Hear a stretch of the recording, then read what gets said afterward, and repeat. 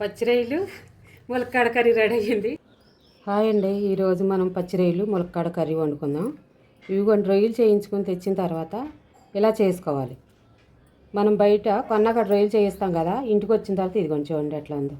ఇలా చేసుకుని అప్పుడు వండుకోవాలి. ఇలా వేసుకోవాలి. ఈ రొయ్యల్లో నీసు తీసేసుకోవాలి.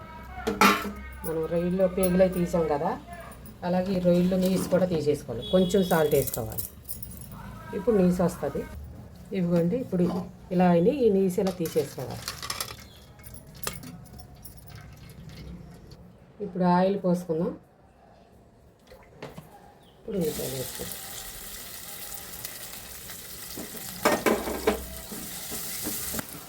ఇప్పుడు ఉప్పు వేసుకుందాం, పసుపు, కారం. ఇప్పుడు రొయ్యలు వేసుకుందాం.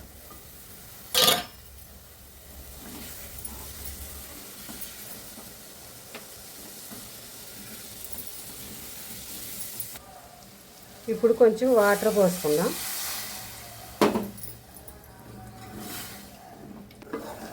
ఇప్పుడు ములక్కాడలు వేసుకుందాం. తర్వాత టమాటా, తర్వాత పచ్చిమిర్చి. ఇవి ఒకసారి కలుపుకొని మగ్గించుకుందాం. ఇదిగోండి, ఇప్పుడు ఎంత చింతపండు వేసుకుందాం. ఇప్పుడు చింతపండు పులుపు వేసుకుందాం. ఒకసారి కలుపుకుందాం.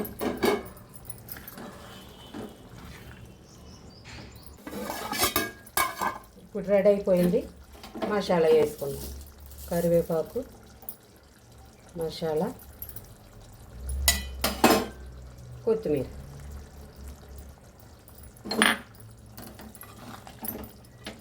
పచ్చిరొయ్యలు ములక్కాడ కర్రీ రెడీ అయ్యింది. టేస్ట్ చేసి చెప్పండి ఇప్పుడు ఎలా ఉందో.